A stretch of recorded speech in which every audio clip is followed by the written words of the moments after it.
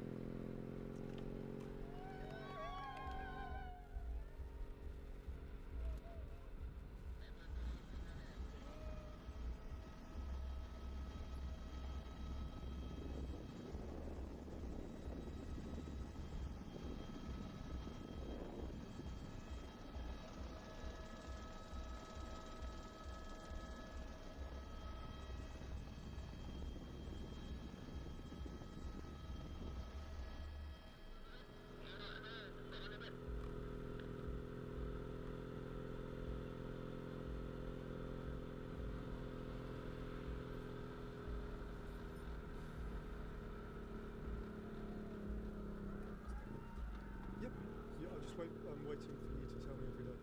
Yeah, so just drift in and then we start again at 3 o'clock. Like yesterday. Okay.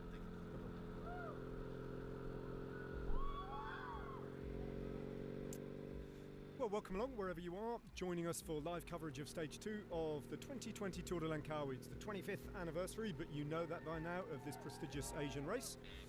And after yesterday's big surprise pulled by young Evgeny Fedorov of the Astana, the Vino Astana Motors team, what's going to happen today? Yesterday should most certainly have been a bunch sprint on the island of Borneo in Kuching, the capital of Sarawak. And today should be a bunch sprint as well. We have flown all the way across to the peninsula, to the Malaysian mainland, and we're up in the northeastern state of Terengganu, which, if the name sounds familiar, that's because Malaysia's recently most successful cycling team and Asia's #1 rated cycling team is called Terengganu and based there. The TSG team are one of 2 Malaysian teams who have big plans for today. The other Malaysian team, the Sapura team, have plans as well, and they have executed part 1 of their plan, and they have got one of their riders in the breakaway. Talk about the constitution of the breakaway in a second as the pictures just lock up. But that is the scene back in the peloton where the yellow jersey is being worn by Evgeny Fedorov, and he is swaddled up by his domestiques, those riders working to defend that yellow jersey today in the team of Vino Astana Motors. They're controlling the breakaway. Maximum advantage that the break has had was around about 10 kilometres further back when they enjoyed 5 minutes. So with 73k to go and a gap of 4 minutes 25, it looks as if, unlike yesterday, the peloton have this firmly under control. We've had 2 intermediate sprints so far today, one with 154 kilometres remaining at Chendering and another one at Rantu Abang with 102 kilometres remaining, and both those intermediate sprints were taken by Nur Aiman Zarif, the rider from the Sapura team, in the dark blue kit you can see just riding in second place with the white helmet. Now that means that all these riders started on exactly the same time in the general classification, and but the total of 6 bonus seconds that Nur Aiman Zarif has picked up on the road so far means that he, as things stand currently, is the virtual yellow jersey and the leader of the race.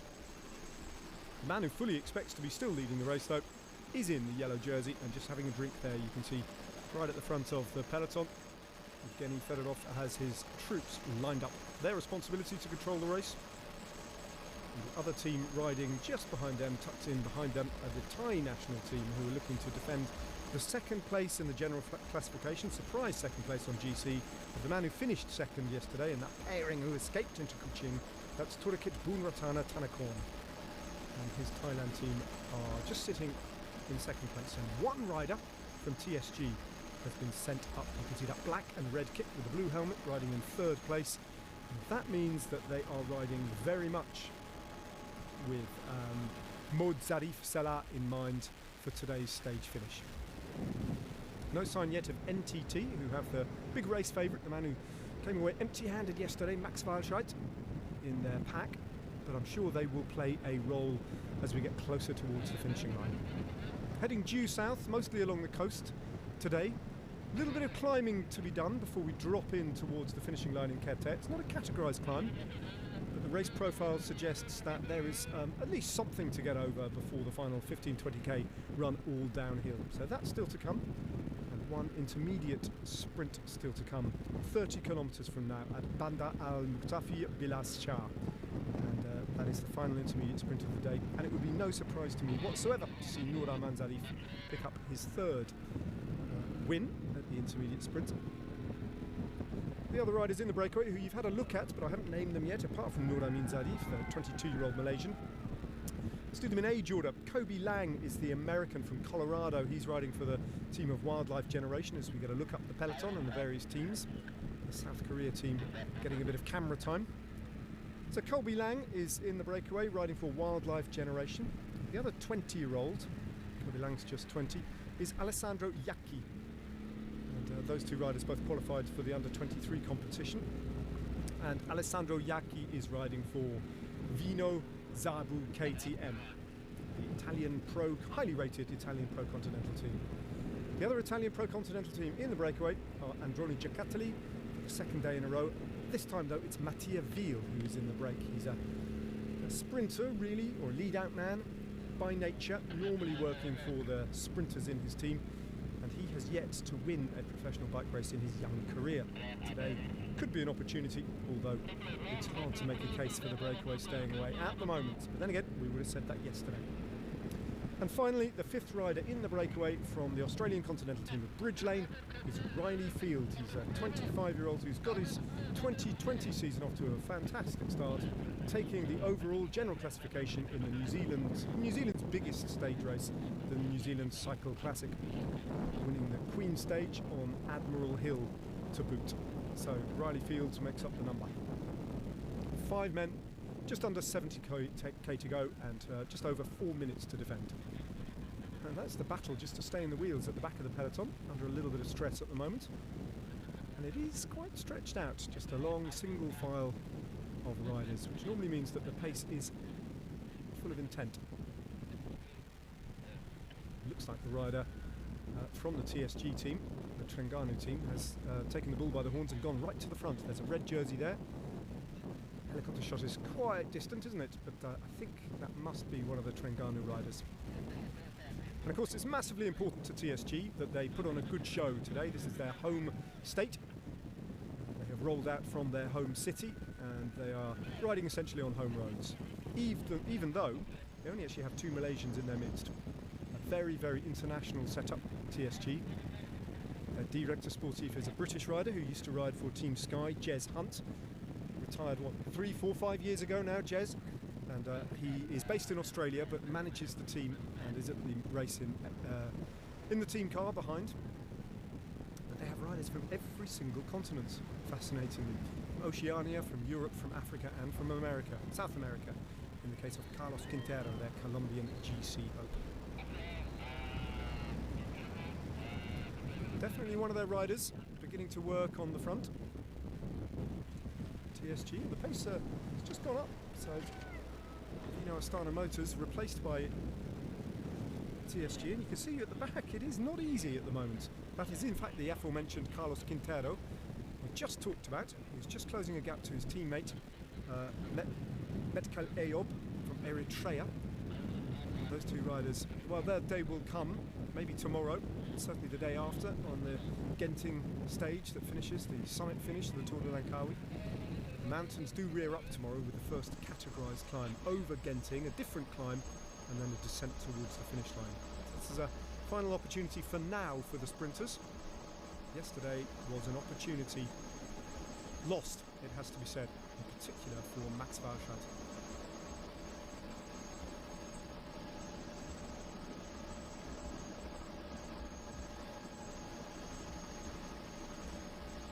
definitely TSG. That helicopter shot a little bit closer reveals the nature of the rider on the front of the team. I would imagine probably Drew Morey who's riding there, or Amirul Makuzi, could well be him. Mazuki, I should say. Forgive me. And there we are, that's the situation. I don't quite know what that graphic is trying to indicate to us, because I think we've raced considerably more kilometres than that would suggest, so don't believe what you're seeing on your screens at the moment. I think we're something like, we're well within 65k or thereabouts of the finish, not 106. So that measurement I don't think is accurate.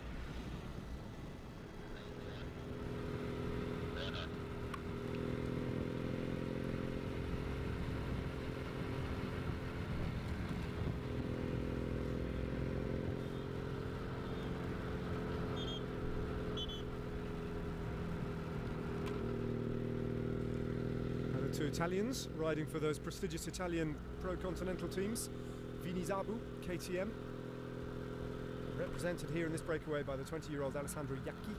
Again, like his compatriot Mattia Viel, who's just coming through now in the bright red kit with all those logos on. He is a pure domestique, and it's his job in stage races like this, as he's learning in his second year in fact, with the team. He's learning to get himself in breakaways and show the colours off. Now, Nur Aim Modzarif, 22 years of age, the Malaysian. He's had a very good couple of years with top 10 finishes in the general classification in Asian stage races in a multitude of different countries, including 2 stage races in Malaysia, in Cambodia, in Indonesia, so well versed with the Asian stage racing scene.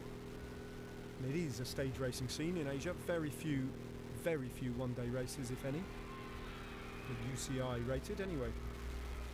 The Japan Cup is pretty much the only one. There we go, so we've adjusted the settings a little bit, and now that suggests that we've got 71 kilometres to go. It seems a little bit more realistic to me. And they're all working well, these riders. The understanding is there between them that it is a day that's very important for Nuraim Modzarif from the Zabura team, and that's why at the first 2 intermediate sprints he has been allowed to attack and take maximum points on those bonus seconds to propel himself into the virtual race lead. And on the proviso though, and the understanding that as soon as that's over he gets back to work, and he's doing just that, and sharing work with these other riders. Just reading the body language of these 5, it does strike me that Colby Lang, who's on the front now, he's got himself back together again, just 10-15 kilometres further back down the road. He started to suffer from cramp a little bit and was beginning to grimace and roll around a bit on his bike. Could be that coming from the American, there we go, he's stretching himself out now a little bit again, just signs of discomfort there from Colby Lang. A lot of the American race programme is based on criterium racing, where the distances tend to be a little bit shorter than the 175 kilometres that he's got to face today. And also the weather. I mean, he's a Coloradan, and at this time of year it's very, very distant in terms of the climate from the temperatures that he's having to endure. All the riders are having to endure here in Langkawi. Interesting rider actually, Colby Lang. Started his career, like so many actually, as a downhill skier. That was his passion, coming from Boulder, Colorado, where those 2 sports dominate, skiing and cycling, and he switched from skiing to cycling. His dad was actually a skiing coach, and he used to just use cycling as a tool to keep the weight off and just to keep himself fit and in trim. But bit by bit showed more and more promise at it, until eventually his dad suggested that he tried himself out at the track at Colorado Springs in the velodrome, where he has proved to be a real talent, rider 172. He's very much a part of the United States Team Pursuit Squad for Tokyo, which is an impressive result for him. He's only 20 years of age. Recently won a one-day race in America in his home state called Boulder Roubaix, which I've never heard of before, but just doing a little bit of research on him. It's a one-day race that is named after Paris-Roubaix. Doesn't feature any cobblestones, obviously. I don't think there are any necessarily in Colorado, but it does feature extended sections of gravel road.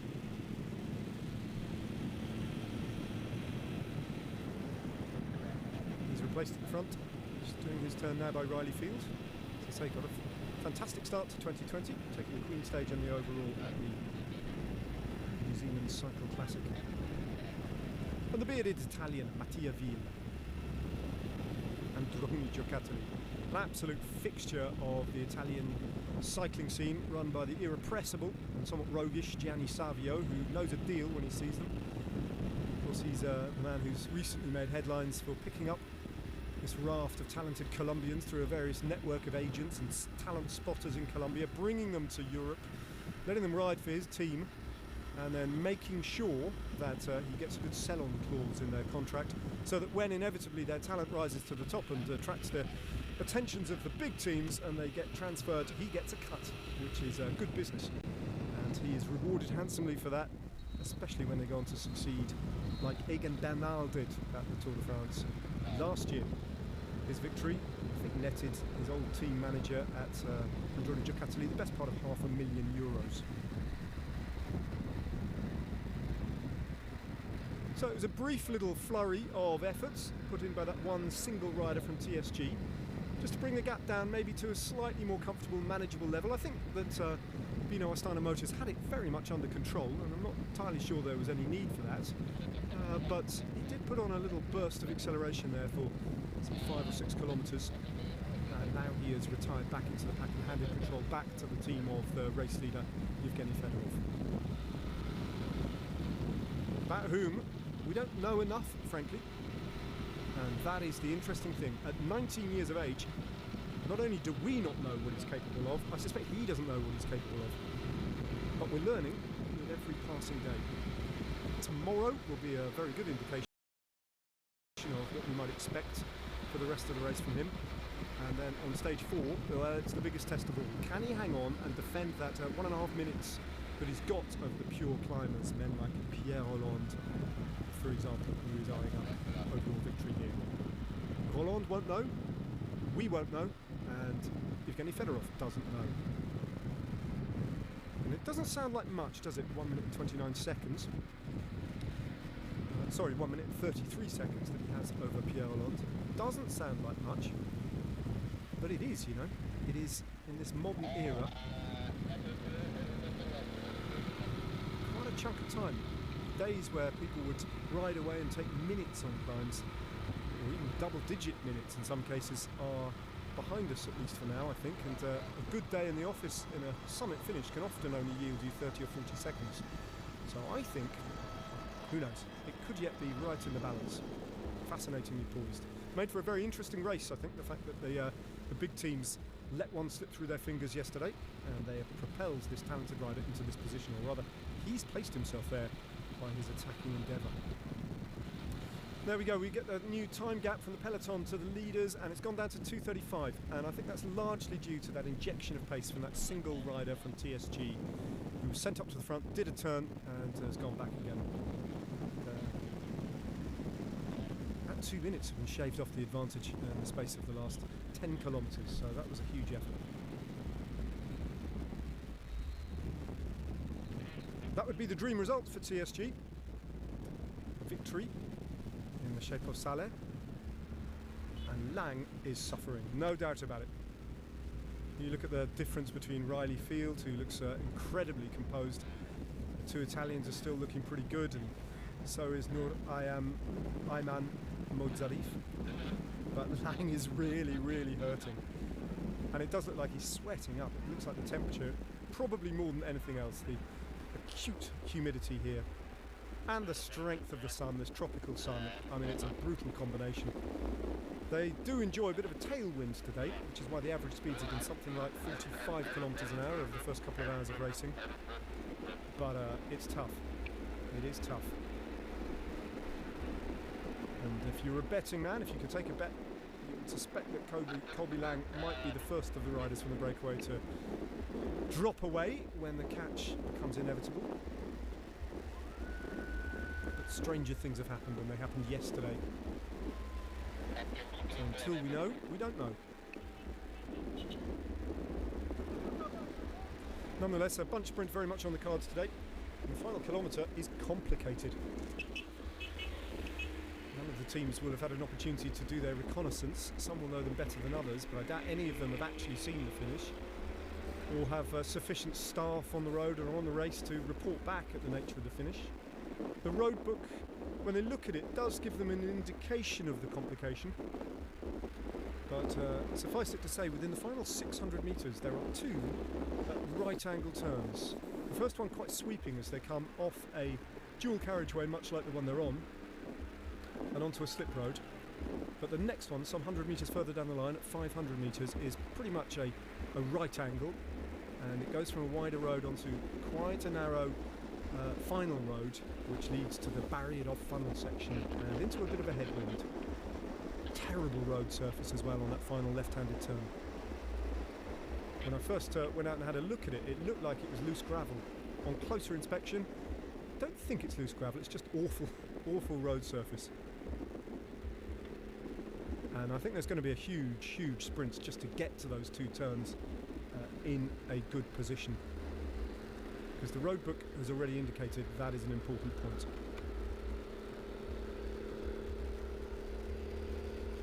In other words, the battle will start a little bit further out than it usually would for those final positions in terms of finessing the sprint and taking your sprinter to exactly where he needs to be.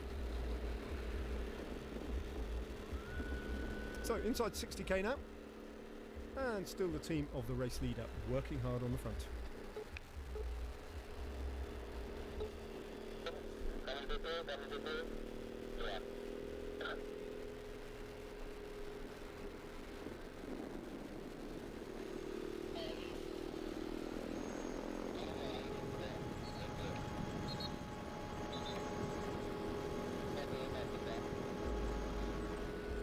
Just inland there are some significant mountains, nothing like as significant as the highlands which surround Kuala Lumpur, which will be our destination the day after tomorrow, I should say, on stages 4 and 5.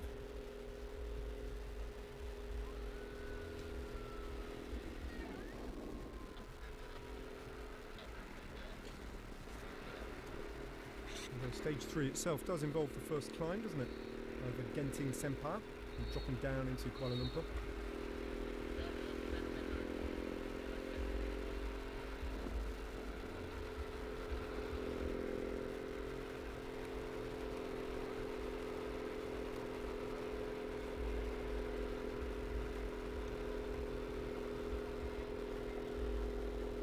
Barely a moment when you look at the breakaway today, or indeed the Peloton, when riders aren't either eating or most significantly drinking. Getting the bottles to the riders in conditions like this, well, it's always important, but it's absolutely vital that you don't dehydrate in conditions such as these, especially for those riders who are less accustomed to them. It's a big day at the office for those domestiques on the team who have been charged with dropping back to the convoy, fetching the bottles and bringing them back. Depending on the order of the cars, which is of course determined by the general classification. If you're right at the back, there's 21 teams here, remember, that is a long way back.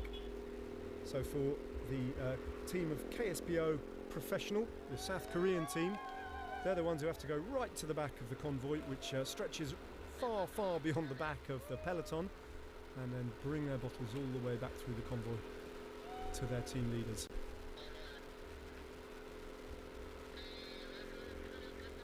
Lang just wants his suffering to end, I think, at the moment. Brutal out there for him. But he's hanging on in there. The breakaway went pretty early today, so he's been out over 100 kilometres in the break, one of the 5 men in the breakaway. Now the helicopter revealing the order of the teams. You can see the team number 1 is Vino Astana Motors. Then comes the Thai national team. They've got the green jersey, which is, at the moment, the green jersey competition is being headed by Evgeny Fedorov. But in second place is the rider who finished second yesterday, Torakit Bunratana Tanakorn, and he wears the green jersey, and his teammates are all around him. Then the next team, the first of those riders from the next team is wearing a white jersey. That's the Japanese national champion, Shitiro Iribe. Then come all those blue jerseys, including Max Walscheid of NTT. And then behind them you can see the light green colours known as glace, which is a Breton word to describe that turquoisey colour that is apparently taken from the sea around Brittany. That team in that colour is B&B Hotels, Vital Concept, and that's Pierre Hollande's team. They did a lot of work yesterday on the front in the closing phase when NTT essentially gave up with one and a half laps of that circuit to do. They realised they would not get to Fedorov and Bunratana Tarakon, and they just gave up. And at that point the French team came to the fore as a damage limitation exercise to close as much of that awkwardly large gap as they possibly could in the final 5 kilometres, and I think they probably did a fairly good job of it. They brought it back from around about 2 minutes 50 seconds to around about 1 minute and 30 seconds, and it cost them a lot of unnecessary effort, and that sometimes happens if you gamble everything on the sprinters teams taking control and doing your, if you like, your GC job for you. Then sometimes that can blow up in your face. The sprinters teams, even though Mainkis and possibly Battistella consider themselves GC riders, their principal ambition, I think, NTT here, is to get Max Walscheid as many victories as possible. And if they get things wrong, they're not going to expend too much energy trying to defend a GC position. Whereas for B&B Hotels, Vital Concept, it's pretty much their race. So they had to come to the front and work on a day when they really wouldn't have expected to have to.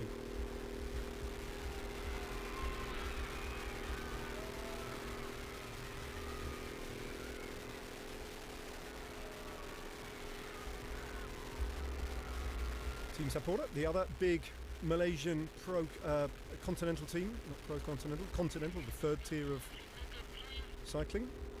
Number 2 ranked Asian team in the continent, I believe, behind TSG, Terengganu, and that distinctive blue kit. Not quite as distinctive as Androni Giocattoli, but then again, few things are.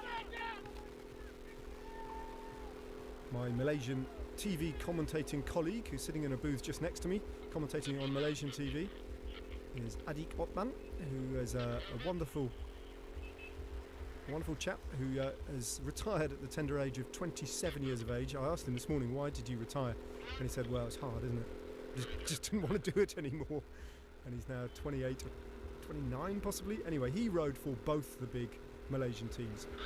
He was with TSG for 5 years, for the best years of his career, and then he switched latterly to Sapura for the last couple of years of his career.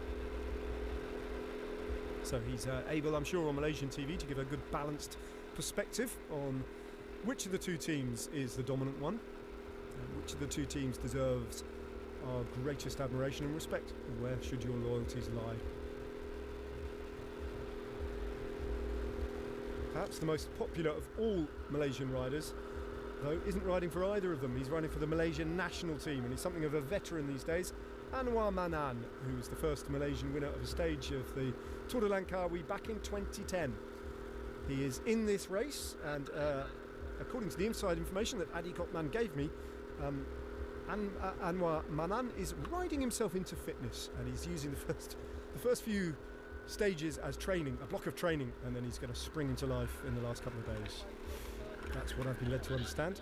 And certainly, looking at his physique, he's a very senior rider now, Anwar Manan, as I've been able to. I suspect a fair amount of training hasn't been done recently, and a fair amount of training will have to be done if he's going to taste victory again 10 years after his first stage win at the Tour de Langkawi. But he's a big, his contribution to Malaysian road racing is immense, and he is something of a household name on these shores. Very popular man indeed.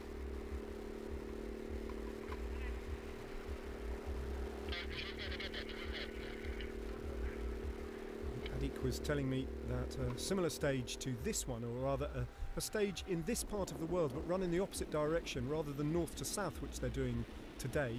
It was south to north and finished in Terengganu in 2015. Was blown on, much like today, but much more intensely by a very, very strong tailwind. A group of riders went up the road. I think most of them were Asian, and he was one of them. And he said that the big teams, the World Tour teams in the race back then, and Sky were one of them, simply underestimated the conditions and the fact that they were all Asian riders, and didn't, much like yesterday, didn't commit to the chase early enough. And with a strong tailwind, that really does favour a small breakaway, and they survived all the way to the finish. And Otman, I think, picked up 3rd place on the stage. Probably his best achievement.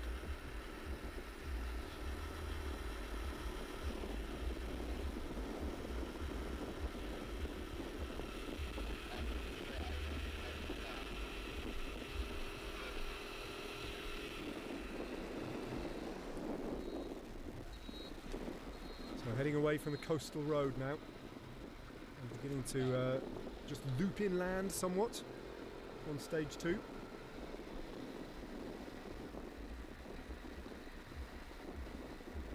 Not into the highlands, but over a few lumps and bumps away from the coast where it is very flat.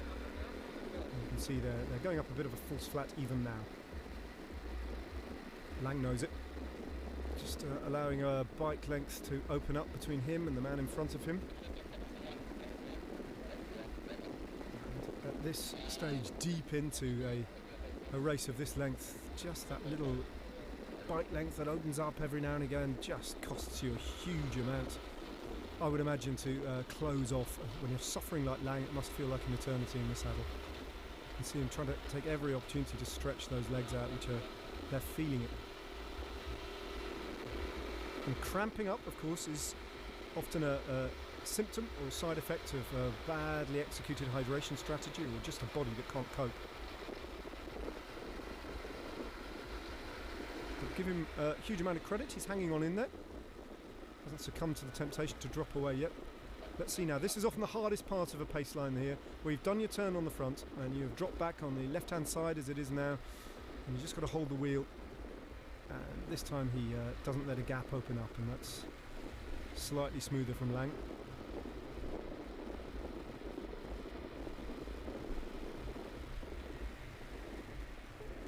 So slightly counterintuitively, people think that to some extent the hardest bit is when you're right on the front. It's actually not necessarily, it's when you drop back and your heart rate is just recovering from that full-on effort, and then you've got to hold the wheel of the last rider in the line. That's probably when you're at your most vulnerable. And then you slowly recover as you move your way back up into the front. And sometimes riding on the front is, if not the best place to be, at least you're riding at your own pace. And even if it's a hard pace and you're pushing yourself, because that's your job now, to go very, very deep at this stage of the race, it is your pace. It is something, by definition, that you can sustain, otherwise you wouldn't be able to do it. It's when you have to have the pace determined by the wheel in front of you and you can't do it. That's when the suffering begins in road racing, or indeed any form of bike racing.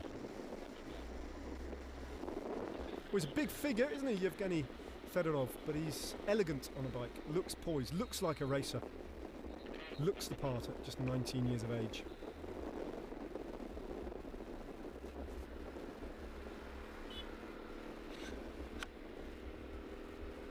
The youngsters are taking world cycling by storm at the moment. Saw another victory over in Spain yesterday for the sensational Slovenian Tadej Pogačar, sprinting past Alejandro Valverde on a summit finish, which is something which never happens. And, well, is he 21 yet? I'm not sure he is. I think he's still just 20 years of age. What an unbelievable talent. And it does seem now, with the likes of Remco Evenepoel making waves, in just his second season as a professional, already taking victories as a 19-year-old, winning the Clásica San Sebastian and the Belgium Tour last year. He's already won the Tour de San Juan this year. It sends a signal that youth is no barrier to success in road racing, and for so many years prior to this development over the last couple of years, the received wisdom has been that you don't come into your best whether you're a sprinter, and certainly not as a GC rider, until you are, for sprinters, in your mid-20s at the earliest, and for GC riders, well, in your early 30s are your best years. Apparently not. You can win the Tour de France at the age of 22. And who'd absolutely be certain to bet against Tadej Pogačar winning the Tour de France at the age of 21? You certainly couldn't rule it out, as much of a long shot as it might sound. With that in mind, and this is a lower race, of course, and we're talking about a rider on a continental team, I'm sure that it's all filtered down into the attitude with which riders like Yevgeny Fedorov bring to racing at the moment. But he is quite a unit, I have to say. Whether his teammates are all remarkably similar in stature and much smaller than him, or Fedorov towers above them. He's a tall man, but he's slender.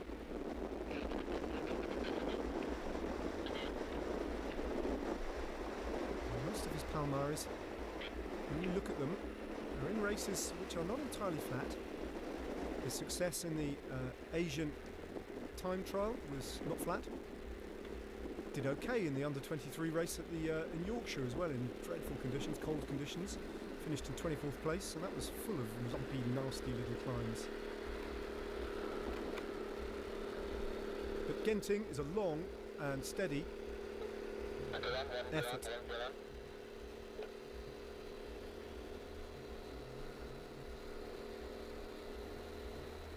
He's given himself an unexpectedly thick margin to play with, and it's game on, most certainly in the Tour de Langkawi. So 50 kilometres to go now. Continuing to head in a southerly direction towards the final intermediate sprint, just over 11 kilometres, just under 11 kilometres from here. And they get through that sprint at Bandar Al Muqtafi Bila Shah, then they turn left-handed and in an easterly direction drop down from these higher lands all the way down to the finish in Kerteh.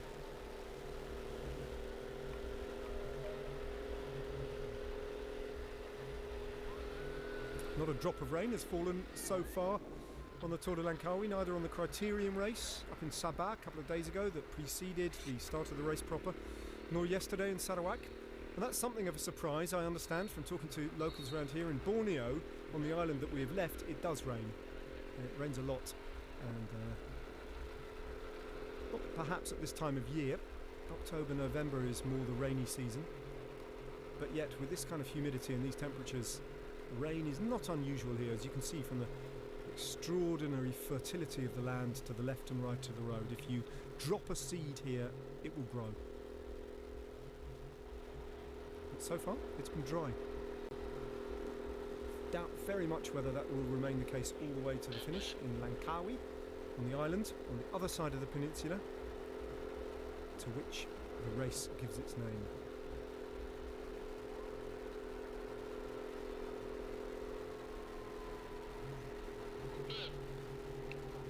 The race itself actually has a lot to thank the ex and current Prime Minister Mahathir Mohamad, the oldest head of state in the world, 93 years of age, who first became the Prime Minister of this country in 1981 and held on to office until the early noughties. And he was the Prime Minister for the constituency of, the Minister I should say, for the constituency of Langkawi. And under his tutelage and stewardship and enthusiasm, the race came to be in the first place. And his re-election in 2018, at the extraordinary age that he is, has rejuvenated interest in this race and secured its medium-term future, I think.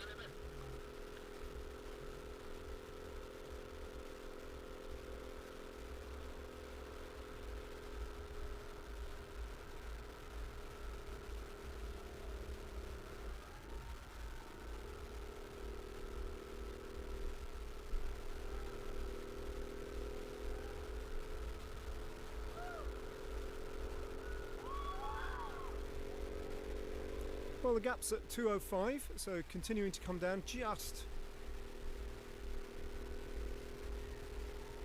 according to the need, and in that knowledge, I think that the mistake of yesterday cannot happen again and won't happen again. Even though the maximum advantage today was up to 5 minutes, it was never beyond that, and they still had around about 75-80 kilometres to go when it was 5 minutes. So the maths was never slanted in the favour of the breakaway today, and I think that they knew that probably when they set off in this endeavour. Talking yesterday, as I was, to a British former team manager who is driving the Tour's director's car. I might even be listening to this commentary in the car, John Herity, who for many years, both with British Cycling and with the team that he ran with great success in the British continental scene, used to have to tell riders to try and get in the breakaway on stage races and be met with a wall of resistance. Well, what's the point? It never works. Well, if you want motivation, John was telling me yesterday, for what the point is, every now and again it will work, and this man knows all about that. Evgeny Fedorov took a gamble yesterday by, well, first of all attacking from that big initial breakaway solo and then being joined by Torekit Boon Ratana Tanakorn, and it paid off big time. Not just with a stage win that will be and a race lead that we instantly wiped out the following day, but with such an advantage that he is a realistic candidate to actually win the Tour de Langkawi. We'll see. It might that might sound fanciful after the Genting stage, but at the moment I don't think anyone can say with any certainty what you can expect from Fedorov.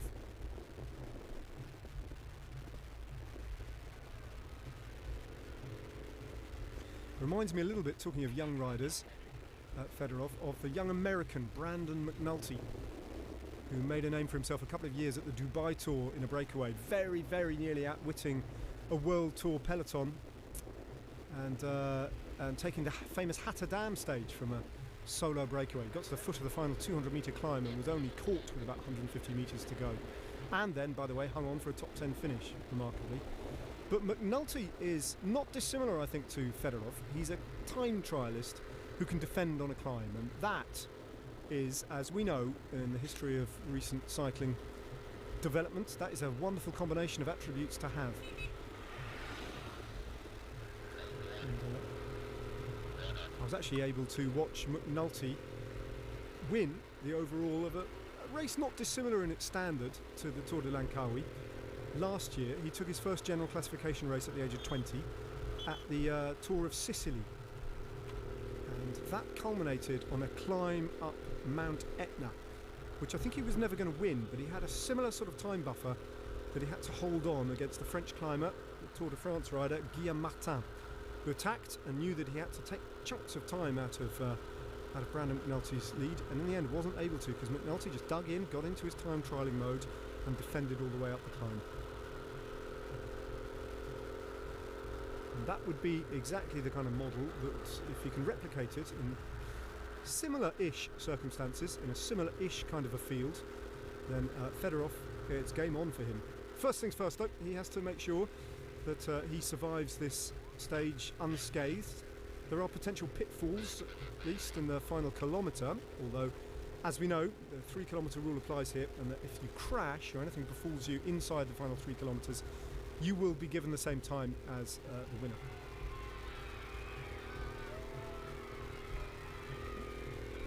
But of course the crash can have much more serious implications than that and can put you out of the race. So full-on concentration to negotiate the hazards, the potential hazards of a flying bunch sprint finish. 45k to go for the peloton, maybe 46 kilometres, a little bit further back down the road, and Vino Astana Motors will only do their job so far, because they have worked hard, the GC team, to just peg the breakaway back and make sure that their lead is secure. And if they take another 30 seconds back, the virtual race lead that still belongs just about to Nur Ayman Mod Zarif will be wiped out, and he'll be back in the virtual as well as the actual race lead. But inside the final 20 kilometres or so, I would have thought that they will be replaced on the front by NTT and other teams like Bardiani with unfinished business in the sprint to go.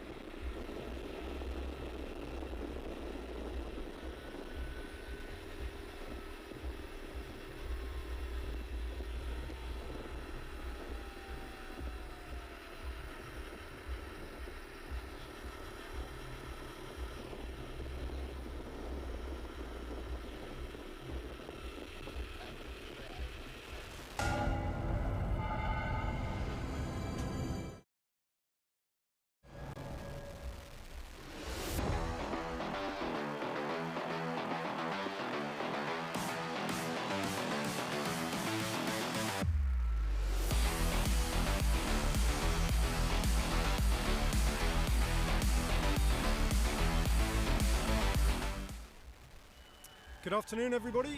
Good morning. Good evening, wherever you are watching on across the world. Welcome to live coverage of Stage 2 of the 2020 Tour de Langkawi. We've crossed the water from the island of Borneo and we are now on the mainland peninsula. And for a 175.5 kilometre hot and fast stage from Terengganu to Kerteh, along the coast and then inland towards what we expect will be a bunch sprint. And the big teams, in particular NTT and Max Walscheid, will be trying to ensure that the dramas of yesterday and the miscalculations of yesterday are not repeated. For that reason, 5 men have been allowed to get in a breakaway, and this team have been working hard all day to control the break.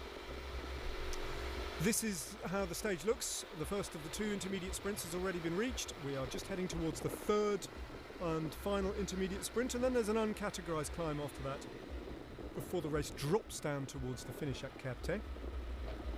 And the 5 men in the breakaway we will shortly get to see.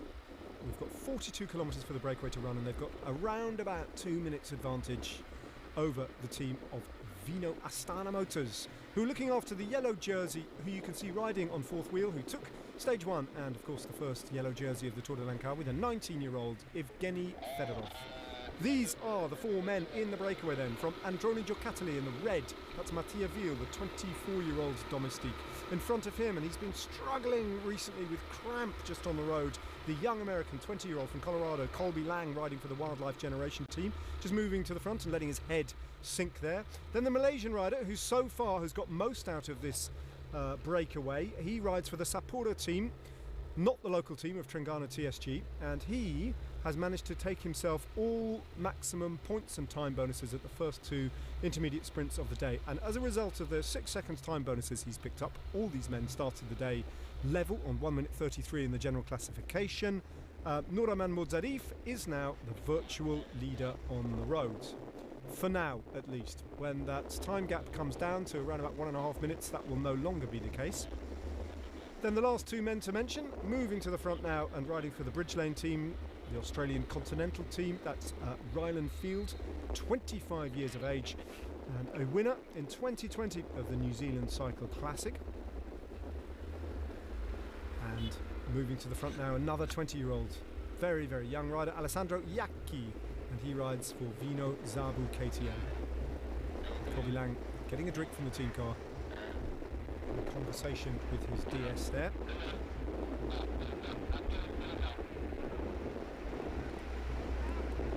And getting a cooling drink to pour over his back, a bit of water, as well as just a bit of morale. That's what he needs more than anything else. So we've got 1 kilometre to go until the 3rd and final intermediate sprint, where I'm sure Modzarif will want to get the final 3 seconds which are on offer.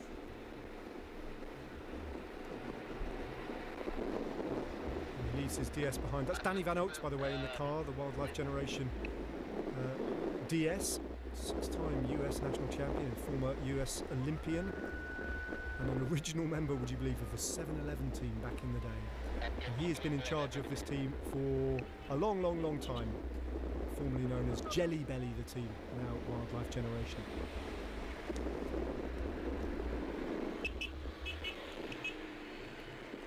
500 metres to go. Watch the man in dark blue. Modzarif, I think the understanding would be that he will be allowed to get these bonus seconds uncontested, but we'll see. So far this breakaway's worked it out for themselves, what they can get out of the day. And they do acknowledge, I think, the preeminence of the fact that this man is Malaysian and he's got his country watching and hoping that he can ride to victory. That said, Iacchi looks like he wants to try and track him. Iacchi goes with him. Modzarif opens up his sprint. Veal reacts, and so does Ryan Field. Colby Lang doesn't, and he hangs back and allows battle to be ensued in front of him. 100 metres to go now for Modzarif, but Iacchi is hot in pursuit, trying to close the gap, doesn't close the gap. Modzarif is going to take the final points here, and the other bonus seconds are contested between Ryan Field, who I think just gets there in front of Alessandro Iacchi. Glance over the shoulder. Thank you very much. I think they let him have that to some extent at least, and all's fair in a breakaway when you work out your motivations and what you can hope to get out of the day. Now, though, straight away, they must look after Colby Lang, make sure that he can get back on. They don't want to hurt him with the pace at the moment. He's clearly suffering more than the others, and they want to get back all 5 of them. just the 4 now. How far back is Lang? He was definitely distanced by those sprints. The only rider who wasn't able or willing to sprint. Modzarif now setting a tempo. Nobody's looking back to see where Lang is. Now Modzarif just checks, I think, over his shoulder. And even that little flurry of acceleration, that's going to hurt Lang. He's in such a vulnerable position, cramping up already, finding, I think, the heat and the humidity of these 5 riders. He's finding it the hardest.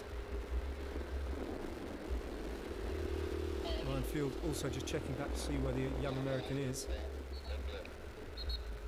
And wherever he is, and even if he does get back, it's going to cost him a lot to get back, because they're not exactly waiting for him. They're just setting a tempo and riding on. Ultimately, I guess they can shed him because in his current state, he's probably not much use to them. As harsh as that sounds. There he is. Colby Lang back in the game. Oof. And breathe out. He might be allowed to do a short turn by them here. They will acknowledge that he's had to chase a little bit back on. Ryan Field just checks that he's going to take his place on the front. Let's see. They're all just rolling through and off. Monj Zarif. And Lang moves to the front. Modzarif now is 9 seconds he's picked up on the road, just to cement his place in the virtual general classification. No more intermediate sprints between here and the finish line. Now, so we are fully expecting, with the time gap only just over 2 minutes, a bunch sprint today. But they'll have to be on their mettle, because the final 600 metres as they run down into Kerteh, come off a main road with 600 metres to go, feature 2 90-degree bends, one more sweeping than the other. The second bend, though, very much a 90-degree bend onto a narrower road which leads into the barrier section in the finish line. The road surface isn't great. None of these riders, I doubt, will have done their reconnaissance. They will have glanced at the road book, which does indicate that it is the shape that it is, but it might come as a bit of a surprise if they're not prepared. There will be a battle, I'm sure, to position riders into the first of those 2 turns. It's every bit as hot as the final lead out itself. Lots of blue at the front of the peloton. Vino Astana Motors. And then the rider in the green jersey, the light green jersey, wearing it on behalf of Evgeny Fedorov, sits in second place in the points competition, second place on GC. That's Torakit Bunratana Tanakorn, who finished in second place yesterday, the rider from Thailand. Behind him, all 5 of his teammates from the Thai continental team. Then, led by the Japanese national champion in the white jersey, you can see him around about 10th, 12th place there. He is Shotaro Iribe, and he is riding for NTT, and behind him all his teammates, including the big German Max Walscheid. Those 3 teams at the front, and then you could hardly see them there, but the next team in position in the peloton is the French team of B&B Hotels Vital Concept, Pierre Rolland's team, who have in Geoffrey Lecroix, a possible stage winner today. Be a big surprise if he manages to outsprint the Italian sprinters as well as Max Walscheid, but he's in the mix.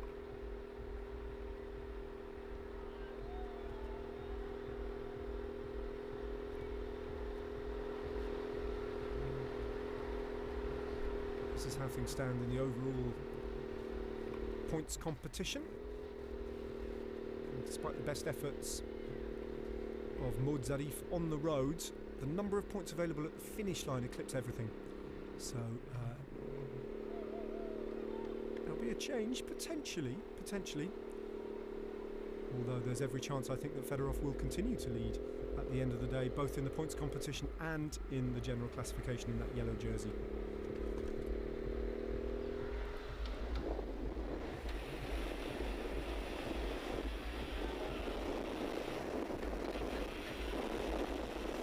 So the team cars, representing all those teams, are still allowed in the gap between the breakaway and the peloton, because the gap is still over 2 minutes, or thereabouts. When it sinks to within 30 seconds or thereabouts, the team cars will be ordered out of the gap and sent to the back of the convoy.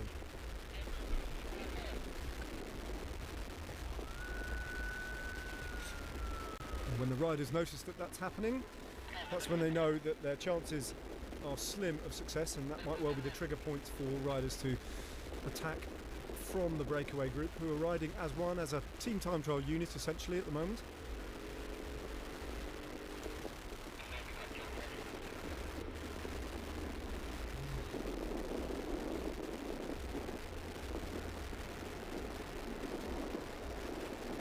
Well, the Sydney-based rider, the Australian Riley Fields, had a blistering start to 2020, taking the general classification of the New Zealand Cycle Classic, which he won on the Queen stage, winning on the climb to Admiral Hill.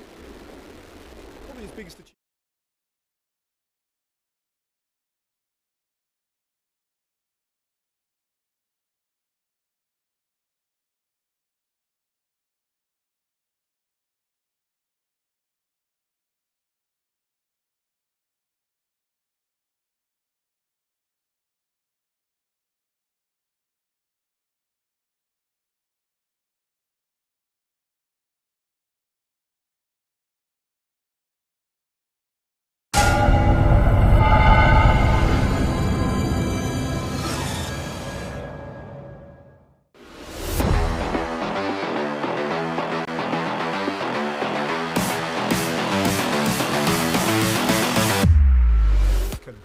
Who is, and has been for a number of years, Turkey's best rider, really, the sprinter. Sprinted to a rather embarrassing third place, where he thought he'd won the race, I think, not realising that Fedorov and Bunratana Tanakorn had already swept up the first two places. Either way, he finished in third place, without his national champions jersey of Turkey, which, by the way, cost him a 2,500 Swiss francs fine. You can't do that if you're the national champion. Well, quite why you'd want to do it, I have no idea either. Just a bad bit of packing on his part, I think, or organisation by the team.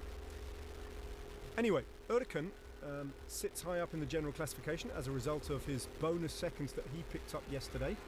And yet the irony is that Erkan, coming from Turkey, is part of Europe. And he counts as a European rider, Fedorov counts as an Asian rider.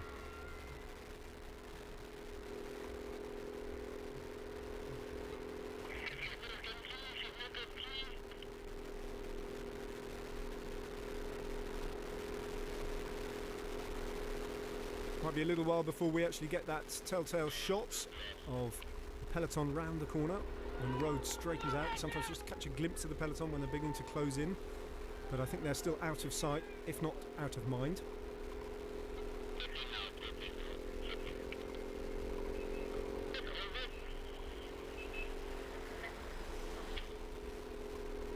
Bottles being shared out.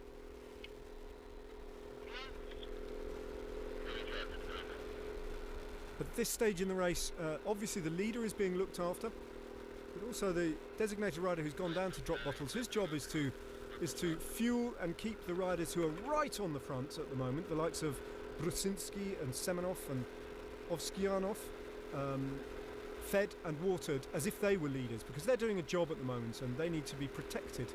And so the rider who's gone back to, there we go, rider 161, that's Matvey Nikitin, their GC hope, who's a climber. His job today is simply to bring the bottles back and forth and to make sure that all the guys who are working up there, as well as the leader, are looked after. And in conditions like this is a tough job that he's got today. So nobody on Vino Astana Motors is getting a day off today. That is both the curse and the privilege and the honour of protecting the leader's jersey on your team. And believe me, for Vino Astana Motors to have the leader's jersey on the Tour de Langkawi is no mean feat, and to be defending it is a massive priority. If they pull it off, it will be almost certainly their biggest result of the year, and to get that in February would be a fantastic return. So it's a serious job that they've got here, Vino Astana Motors, and it's a chance, predominantly young team, it's a chance for them to make a name for themselves, and Fedorov is doing just that. It would not surprise me at all to see Fedorov picked up by, if not a pro-continental team soon, then a World Tour team possibly. Take a punt on a 19-year-old with such obvious talent. And the obvious place for him to land, of course, is Astana.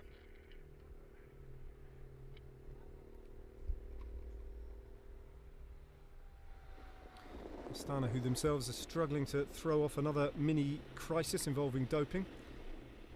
Allegations swirling around Jakub Fuglsang and Alexei Lutsenko at the moment.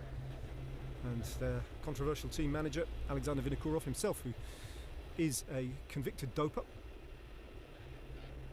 is trying to deflect away any criticism. None of which has any reflection whatsoever on Vino Astana Motors, nor the achievements of Yevgeny Fedorov.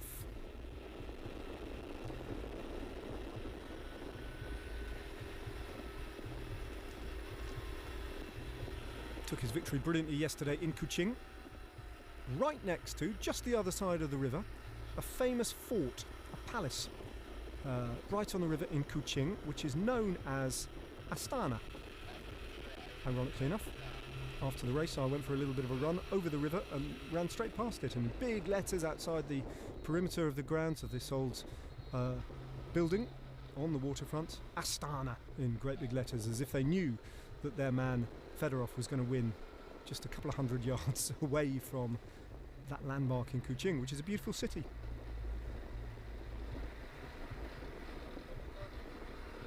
So apologies that the pictures are a little bit soft at the moment. Hopefully that'll right itself before too long.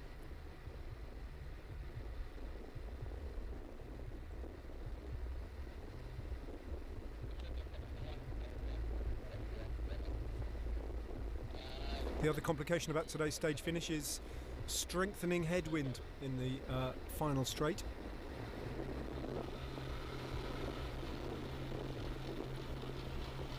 Which makes timing your efforts, which is always a precarious thing to do, even more difficult. The maxim being the later you can leave it, the better. And so the onus falls even more heavily on the designated lead-out men if these teams have such a thing. Not every team has a fully fledged lead-out man who's an expert in that role, and a lot of these sprinters will be freelancing their way to the finish.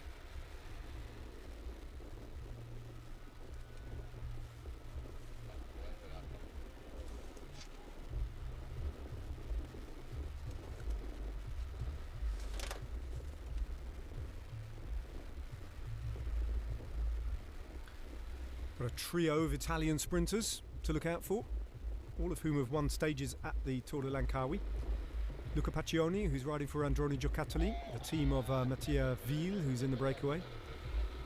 They're all familiar names. Riccardo Minali, who's riding not for an Italian team, but he's riding for Nippo Delco Provence, the French pro-continental team. He picked up 2 stages at the Tour de Langkawi 2 years ago. And Matteo Pelucchi from Bardiani CSF, who picked up 2 stages last year when he was riding for Androni. He rides, as I say, for Bardiani, and mystifyingly at the end of yesterday's stage on the podium he was handed let's get this right, the climbers jersey, and there were no climbs yesterday. And even if there were, I've been struggling with my colleagues here to figure out by what ruse and means and calculation they ended up giving the climbers jersey to Matteo Pelucchi. I think he looked as surprised as anyone else. Either way, he's not wearing it today. The jersey is actually the climbers jersey is being worn by Ben van Dam.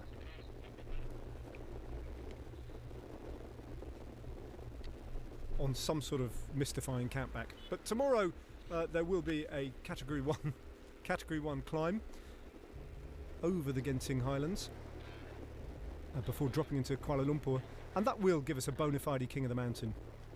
At the moment though, it's something of a false position, that red jersey.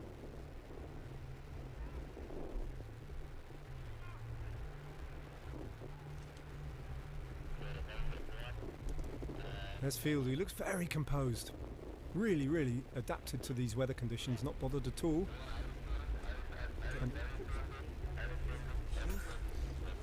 And Colby Lang, I'm just getting a bit of air conditioning here, so if you hear some banging, that's what's happening. I've got a fan right at my legs now, which I have to say is massively welcome. If you could see what's going on in this commentary booth, you would be startled right now.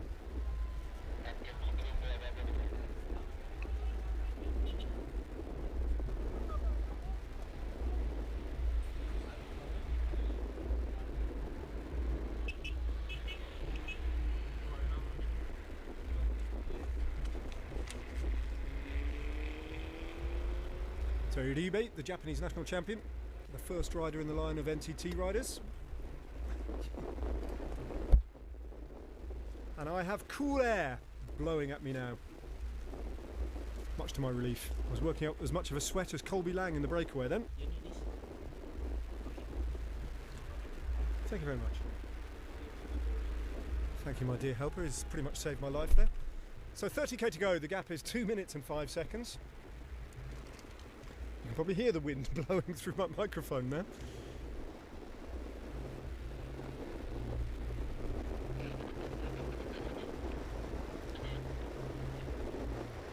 Vino Astana Motors still doing the work on the front for Fedorov and for the GC position that they occupy.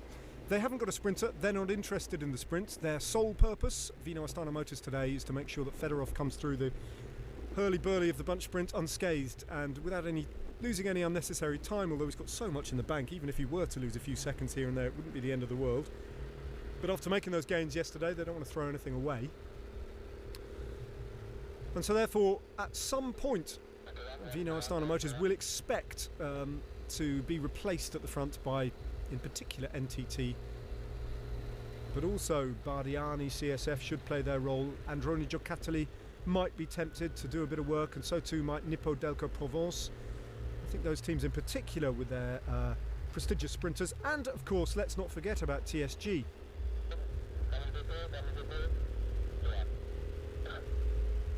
Terengganu team, managed though by the ex-Sky rider, the Briton Jez Hunt, who I think wants to, with all his wiliness and having ridden as a World Tour racer, he knows what the responsibilities are of a continental team and what they aren't. And even though he's got this very talented sprinter, and a lot of people in Thailand, Malaysia, will be looking to see how he fares today after his excellent second place in the Criterium race back in Sabah, before the race got underway, even though he's got Motarif Saleh to look after, I think he's going to, it's unlikely that we'll see his team go right to the front and really dominate affairs. I think he's going to allow the other, if you like, senior teams to take care of it and try and ride their coattails a little bit. Having said that, we've already seen one rider from Terengganu TSG do a bit of work on the front when perhaps Hunt felt the gap was just growing a little bit dangerously, or the gap wasn't being closed quite quickly enough. So you never know, but I'd be surprised if they did too much work. But do watch out in the final for Motarif Saleh, the winner of a stage, the Tour de Langkawi last year, eminently capable of mixing it in this company, and clearly on good form as he proved back in Sabah the day before the race started.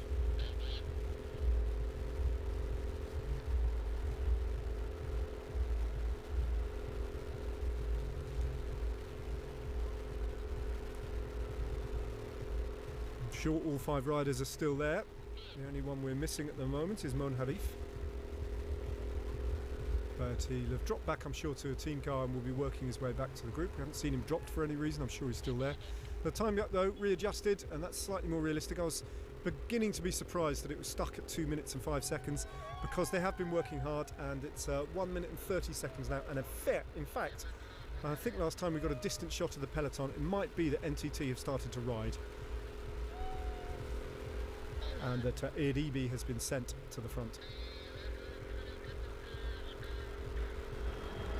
In which case we might well see that time gap start to tumble, having been relatively stable over the course of the last 15-20 kilometres. Oh no. The rider on the front right now represents the Thailand Continental Cycling Team. I wonder what they've got in mind. Navuti Liphongyu has been sent to work on the front. Now, that doesn't make too much sense to me right now. They, much like Fedorov, have just a general classification position to look after here, I would imagine.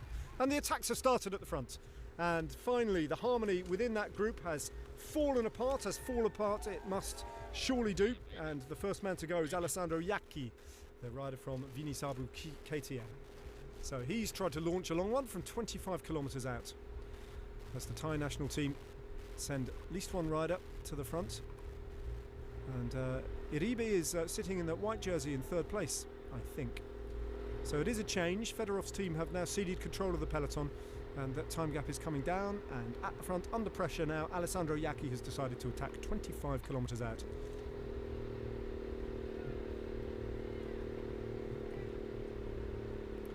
Even the peloton behind us in the distance. I wonder if this motorbike's going to go all the way across the gap. Surely not. Still quite a gap on the road if it's 1.5 minutes.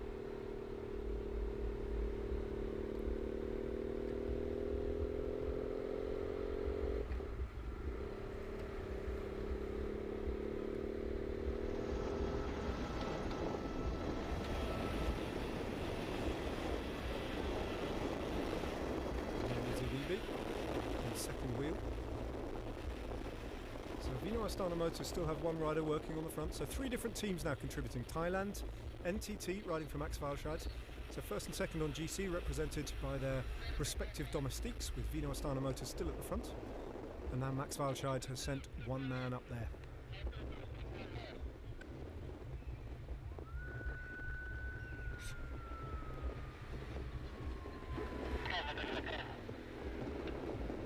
Got bluffed out of it, or they bluffed themselves out of it yesterday, NTT.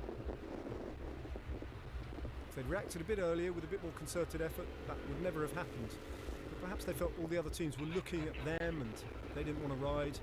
And from what I gather, the mood within the peloton was that some of the riders could tell, even if they were riding in teams with not much at stake, they were never given designated jobs, they were just sitting in the wheels, they could tell that it felt slow. It felt uncomfortably slow in terms of bringing the race back together again. And riders know that, they have an instinct for it. So we have another solo attack. Riley Fields appears to have the head of the race now. Don't know what happened to the original attack from Alessandro Iacchi, but it looks as though Field is on his own. And he has looked really fresh. He's looked very, very good. He's obviously on good form. Just a couple of weeks since the New Zealand Cycle Classic, and his victory there on Admiral Hill propelled him to the overall win in that race. So a man on form. Oceanic riders often timing their season completely differently from European based riders, and coming into their best right now in February and making it tell. Well, we're at the centre of the petrochemical industry here in Malaysia. Vast industrial complex here, a blot on the landscape really, but fueling the country.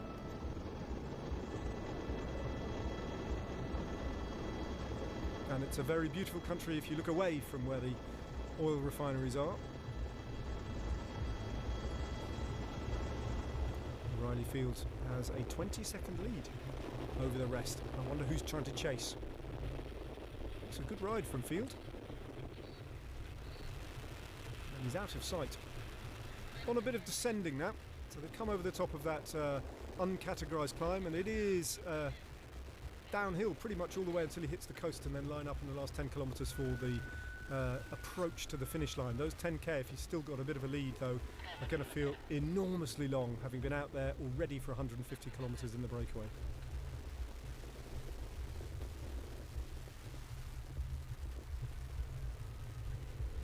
It's not the kind of descent where you can gain any advantage from freewheeling.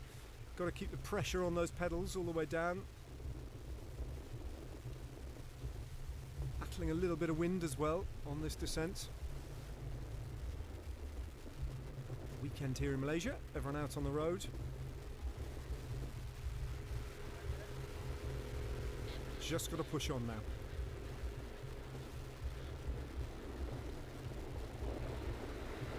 Well, I'm not sure that the peloton is 20 seconds behind Fields. That really would be something. That would mean that they've wiped a minute away from the advantage that the breakaway had. I think it's probably 20 seconds to whoever it is who's chasing them at the moment. As the race begins to splinter, we've run out of motorbikes to cover all the various different angles of this race.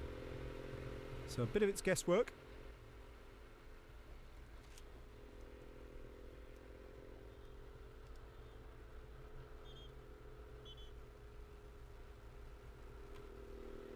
Haven't seen him yet glance over his shoulder to see what's happening on the road behind him, which on the one hand is admirable, on the other hand is probably... now he does. Well, he sees, what does he see? Team car behind him, and a neutral service motorbike potentially, or another press bike. But no riders, I don't think. You have to have eyes in the back of your head as a bike racer. I remember Philippe Gilbert, the great former world champion and multiple monument winner, telling me that the thing that kids don't understand, he said, about young riders is that the race doesn't happen in front of you, it happens behind you. The race always comes from behind. That's where the race is. Keep an eye on it.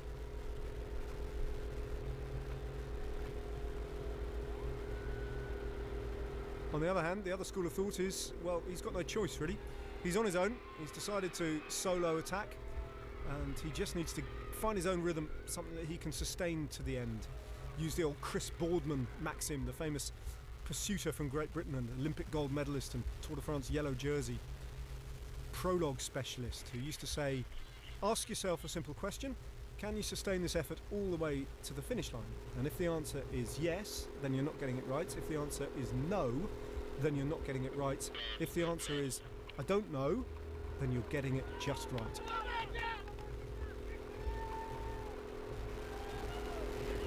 Which is a pretty clever way of looking at things, but then again, Chris Boardman, clever sort of bloke really.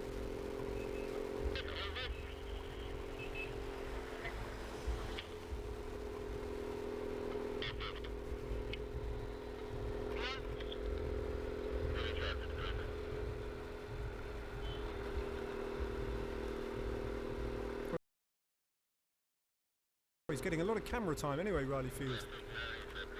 They're watching back in Sydney. Sydney, of course, which suffered, as so many parts of Australia had, terribly by those extraordinary wildfires at the beginning of the year, which looked like the end of the world, didn't they? And for some people's lives, I'm sure it feels just like that. They claimed lives, they claimed property, and I think they've shaken a nation and shaken the rest of the world by their severity.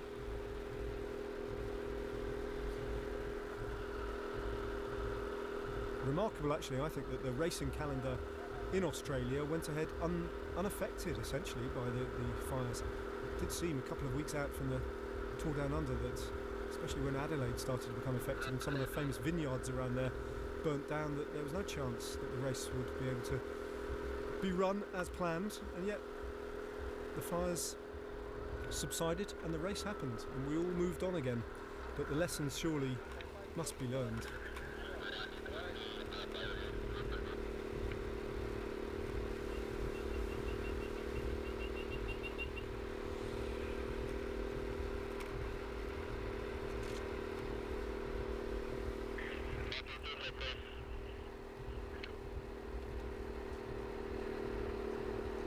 Oceania's #1 ranked team, Bridgelane, a continental team from Australia.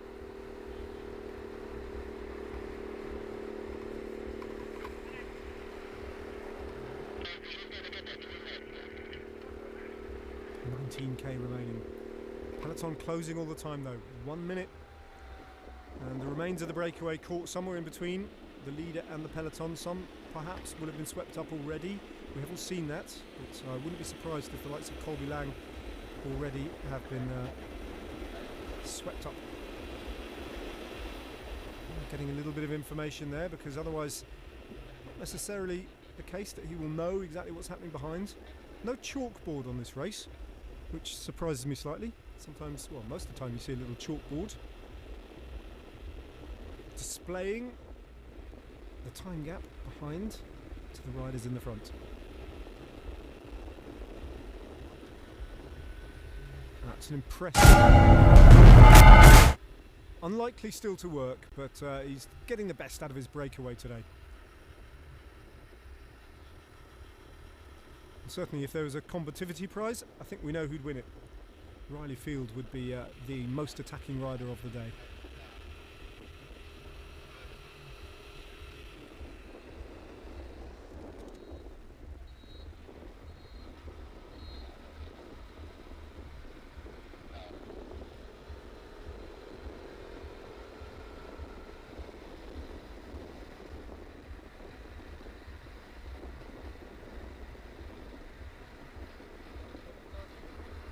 Nickname at school was Rye Dog, typical Aussie nickname.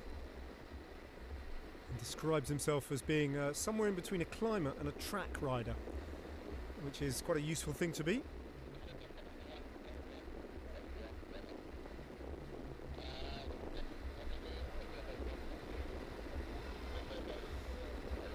As I say, comes from Sydney and comes from the, I think it's quite well-known cycling club in Sydney, Parramatta.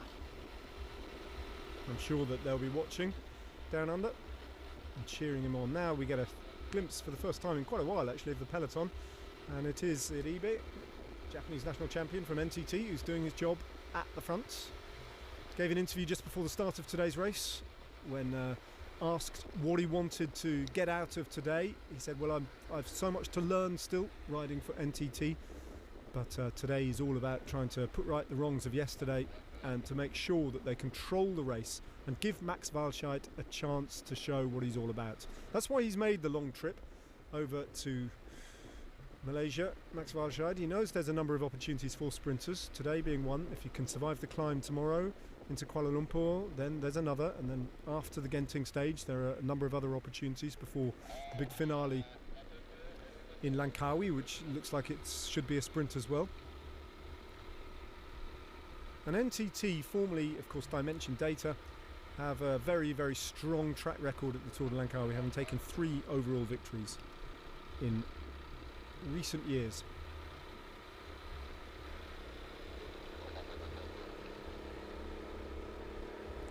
Because nobody has quite the record.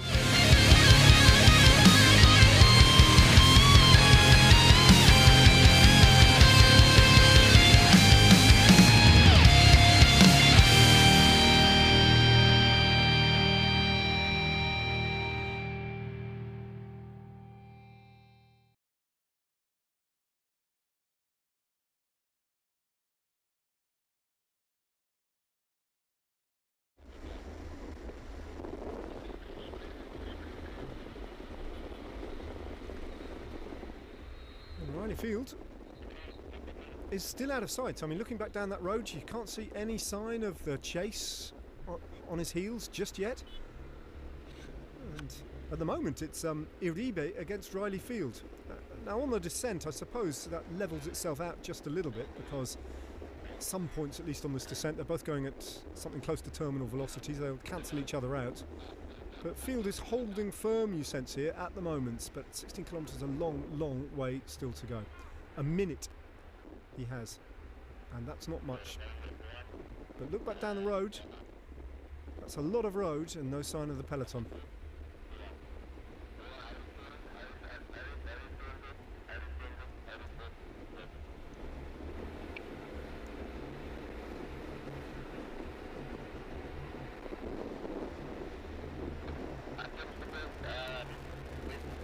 So many teams in blue at the Tour de Langkawi. It's not always obvious, especially from camera shots like that, to work out which team is represented there, but I think that's another rider from NTT who's come to help out with Iribe. Possibly another 2 riders from NTT.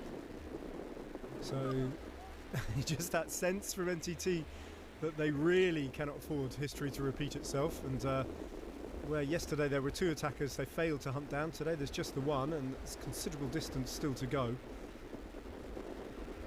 But they prefer, I think, to be within 30 seconds of him, so they can entirely control and see him as well and just gauge their effort rather than ride slightly into the unknown.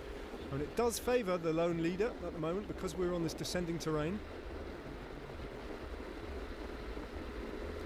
13 kilometres still left. Iribe back on the front. NTT, you can see the race leader, Evgeny Fedorov, is there.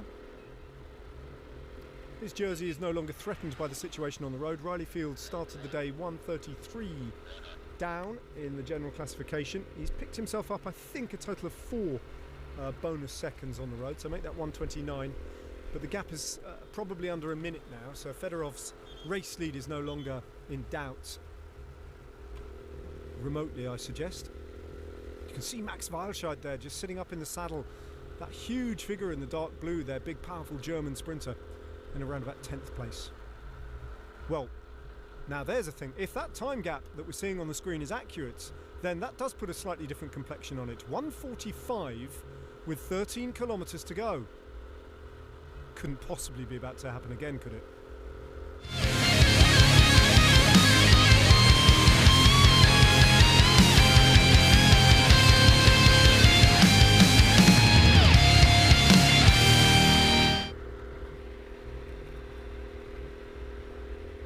treating some of these readings that we're getting off the race with a little bit of caution, I have to say, because some of the information put up on the screen was a bit unreliable yesterday and a little bit misleading.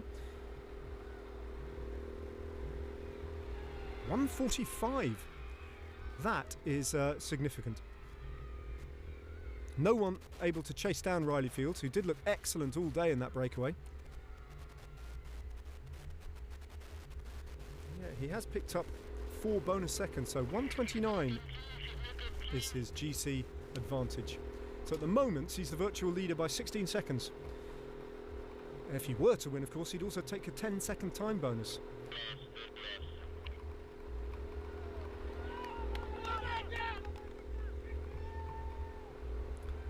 Well, 12 kilometres to go, or thereabouts. I'll say with a little bit of caution.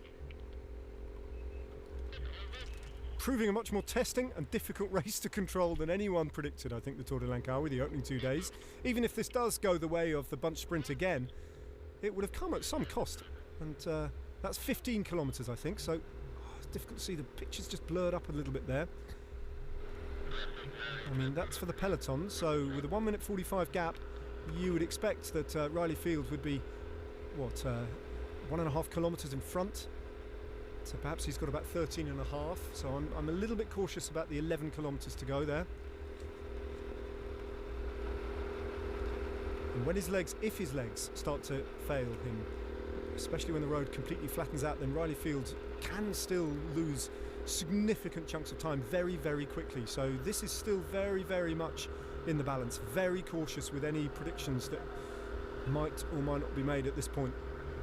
It's beautifully poised and hard to call, and if that time gap is correct, I'm sure it must have come down a little bit and that it's no longer 1:45, then we really do have a race on our hands here.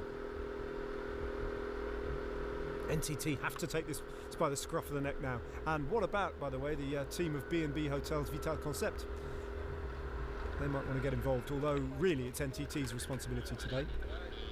Pierre Rolland's chances, I don't think he'll be too worried about Riley Fields, but Fedorov doesn't want to lose out on his yellow jersey at the first opportunity, so they'll still play their part at Astana Motors. But 2 in a row for Max Walchart and NTT, should they spurn that opportunity, would be nothing short of disastrous, really, for their opening to the Tour de Langkawi and make a nonsense of their long journey over here to Malaysia.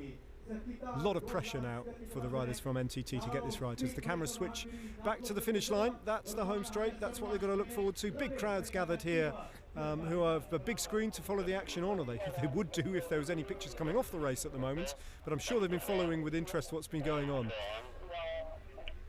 And you can see that wind, and you can see it is a headwind right up the line, up the finishing straight, and it's been freshening all day. You can see those banners on the right there, they are blowing away from us and down in the faces of the riders as they come towards the finish line, sweep around that right-hand sweeping turn.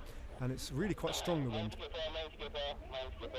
But how frustrating that we're losing pictures out on the road at the moment, because it's all happening and it's hanging in the balance. We're approaching the final 10 kilometres.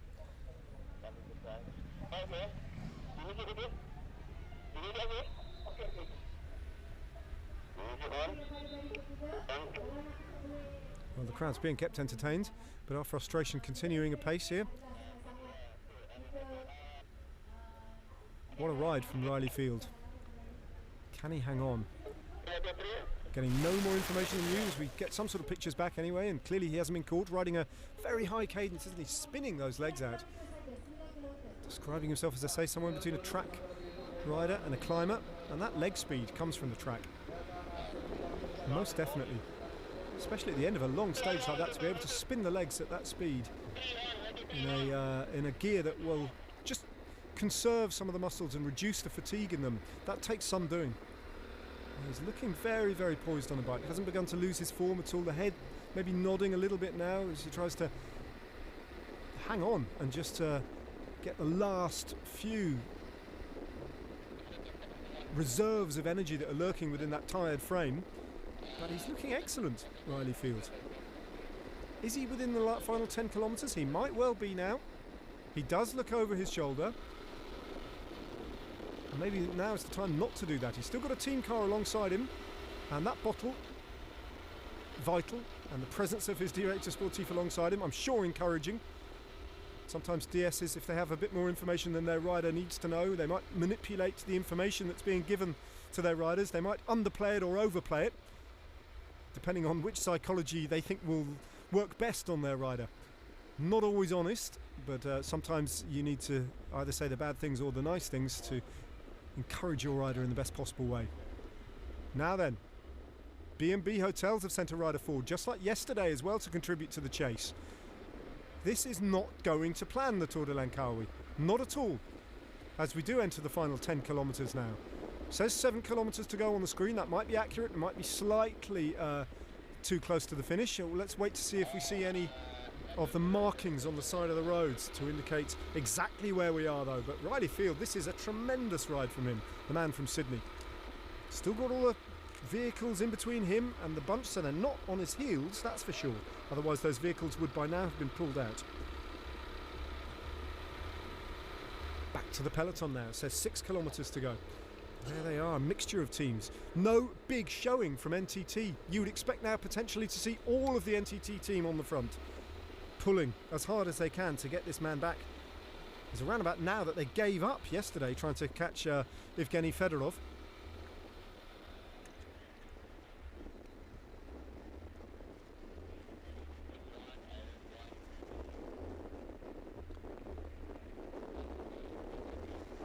And it's frustrating that we can't quite see. I think it's B&B Hotels Vital Concept with one rider on the front. See the race direction there. They're looking back, the commissaires, to see where that peloton is and at what point they need to start ordering the vehicles out of the gap, if at all. 6 kilometres to go for Riley Field. The pictures just lock up again as we look back to see where that peloton is. A little marker on the side of the road flashed past them. I wonder if that was a kilometre to go marker. And Field has been given a bottle by his team car. He has that huge advantage and he can just hydrate himself and keep himself drinking all the way to the finish line. And he'll see that the vehicles are still there, and that will still give him heart that he can hold on to this. When they come so fast, and that is the thing you consistently underestimate at your peril in road racing. The equation is never in favour of the solo breakaway. The peloton, in theory, always has the upper hand with all those fresh legs contained within, and the fact that they can go through and off, they can do peel-offs towards the end. If you like, suicide attacks on the front, with one rider just burying himself until he pops, they have all that tactic and all that energy at their disposal, if they can get to this guy. But at the moment, he's hanging on. And once they can't see him, and whilst he still feels out of reach, the motivation in the peloton will be questionable. And all the while that remains the case, Riley Field's motivation will be buoyed, and the closer he gets to the finish line, the more realistic it becomes. So he can tilt the advantage back in his favour fairly soon, unless something happens very, very quickly to alter that definitively. There's the peloton. Should be all strung out now by now. There are 7 or 8 riders in single file towards the front, and there's no sign of one team en masse doing a big block of work. I would expect to see those big blue jerseys of NTT there. They're nowhere near the front. It looks like Vital Concept instead of the team who are riding on the front, and NTT are hoping that they get the job done. But it seems to me that they'll be on a limiting exercise just to make sure that Riley Field doesn't become a problem for them in the general classification as well. He could still take the race lead. Let's not forget that. Whilst we have an absence of reliable time gaps, we shouldn't rule that out.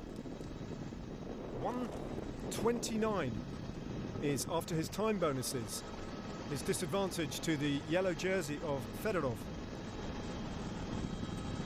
Don't forget, there are time bonuses on the line though. So essentially, if he were to win the race, it would be 1:19, assuming that Fedorov himself doesn't pick up any time bonuses. That would be the crucial time to look out for, but I think that would be an impossible prospect, surely. Much more achievable and astonishing as it is the sense that he might be riding to victory here. But I hesitate, I'm cautious, because every time we don't have too much reliable information, there's just a chance that this helicopter shot might widen to reveal the lone rider at the front, as the NTT rider who's just working on the front pulls away and asks for help from the next team willing to chase, and that is B&B Hotels Vital Concept. But the rest of the blue jerseys are Max Walscheid. Either they're playing it very cautious and very cool game, but they're sitting in around about 10th place. Read it one of two ways. They still believe, they still have this victory in their grasp, and they are playing a cautious and careful tactical game as Androni Giocattoli get themselves organised in those red jerseys in the centre of the road.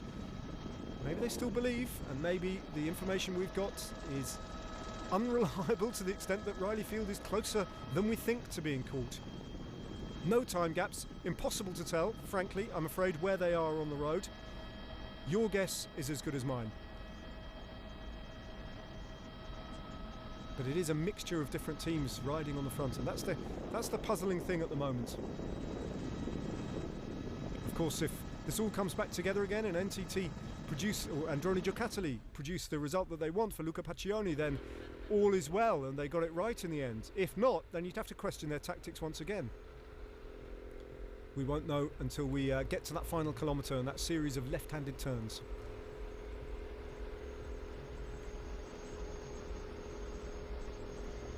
I've got a feeling that those graphics that we saw on the screen where it said there were only 6 kilometres to go were not the case. I think that Field was still a little bit further out than that. That's my gut feeling at the moment. Well, it adds to the suspense, but it also in some ways adds to the frustration of watching a bike race, I have to say. Pulling across now. They do look determined, they look motivated in that bunch, they look as though they're locking onto their target. As we look down, this prolonged helicopter shot means that we're just reading for the signs like tea leaves in the bottom of a cup, trying to figure out what's happening. NTT still determinedly riding with one rider on the front, or 2 riders if you include the Japanese national champion who's sitting in third wheel, then another rider in between them.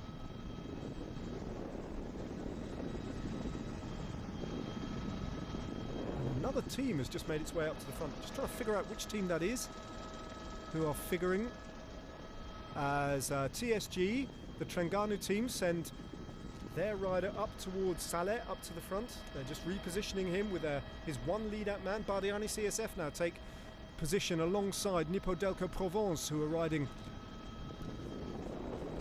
for Minali today. Up the left-hand side. Here comes Geoffrey Lecroix from B&B Hotels Vital Concept as Aribi takes over. 3 kilometres to go now. What is the gap? Where is the leader? No idea. All we know is he hasn't been caught just yet. Or if he has, we never saw it, but I think he's still out there.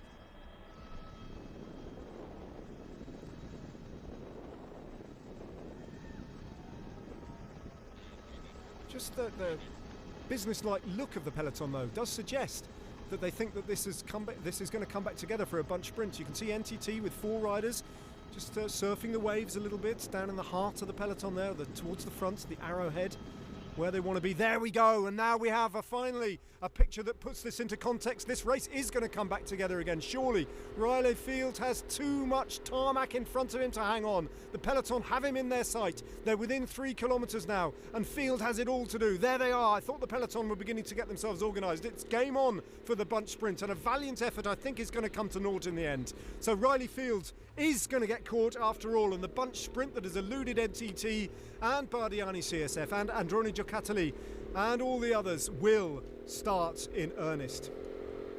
Riccardo Minali from Nippo Delco Provence, don't forget about him. What about Androni Giocattoli's Luca Pacioni? All these riders have won stages before in bunch sprints at the Tour de Langkawi. Bardiani CSF have Matteo Pelucchi as well, who's been looking good, but they all have to get past Max Walscheid when Riley Field is finally caught and the race comes back together. We simply have totally unreliable information on the screen. It now says 4 kilometres to go. Your guess is as good as mine, but what we do know and what was revealed to us by that camera shot there is that Riley Field is going to be caught before the end of this race. It's been a fantastic ride and a brilliant occasion. Just 10 seconds and Riley Field has made a name for himself here. As we go to the static cameras towards that's the back end of the straight there. That's around about 500 metres to go before the barriered section, before the finish line itself. So that's very close to the finish line, that shot. We'll see them hurtling around there on the second of 2 left-handed 90-degree turns. As we go back out onto the road, and still the catch hasn't been affected. We haven't seen him. We don't know how far out they are. And NTT now starting to come down the middle of the road. There's Max Walscheid, and alongside them the purple jerseys of Bardiani CSF or Matteo Pelucchi, who's moved teams over the last couple of years from IM Cycling and through to Androni, where he was riding for last year. He picked up a couple of stage victories at the Tour de Langkawi. Subaru moving with a couple of riders on the left, and Fedorov now on his own in the yellow jersey, just freelancing his way to safety. When and if we do pass the 3 kilometres to go marker, that's when he can relax a little bit, because he'll be given the same time as the leaders if anything befalls him in between there and the finish line. Right now it's 3 kilometres to go, and we know that for sure because we just passed a marker on the road, and the Korean team take things up with 3 riders on the front for South Korea.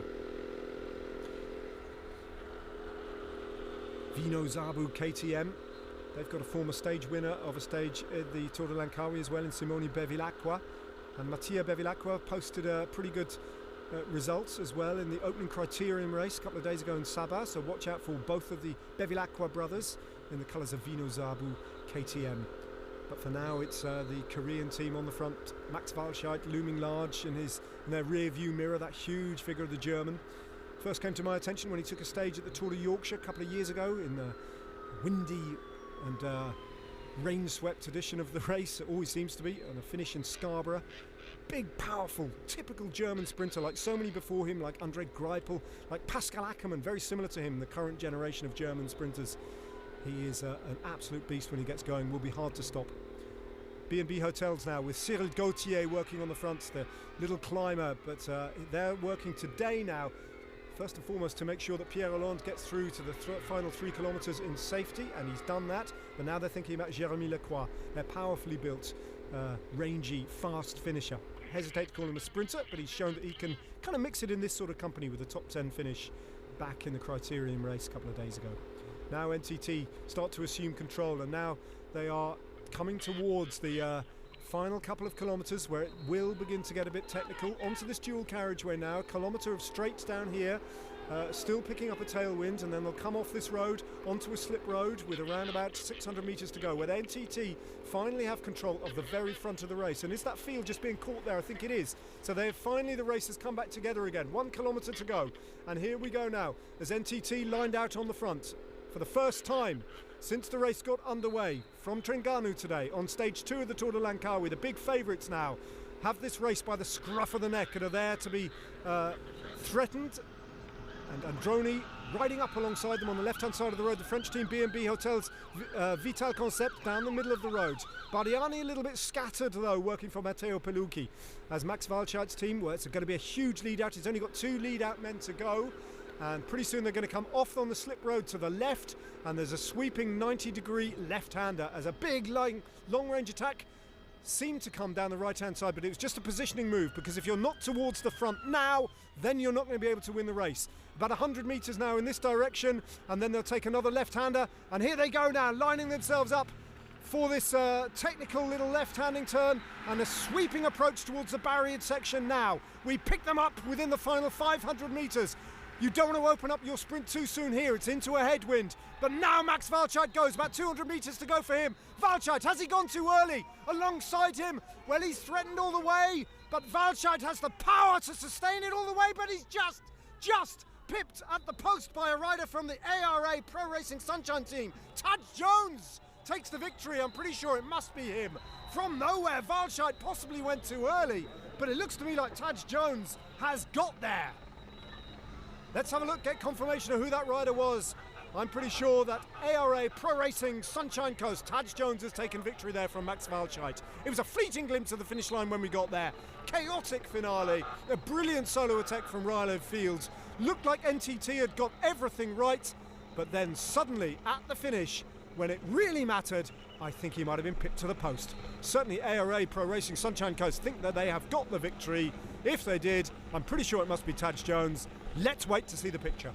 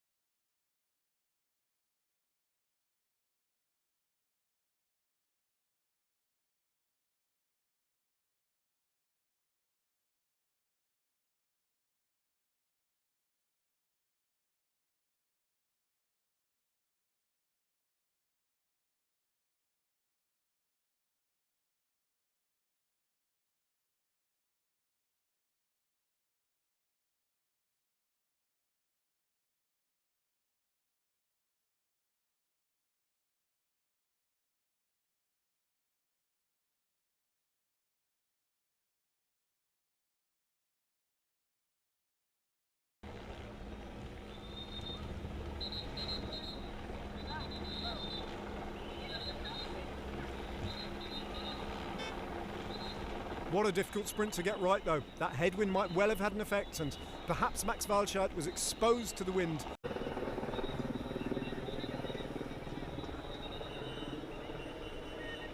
In 8th, Luca Paccioni nowhere near where he wants to be in 9th place, and Keigo Kusaba from Japan, that's a top 10 finish for him.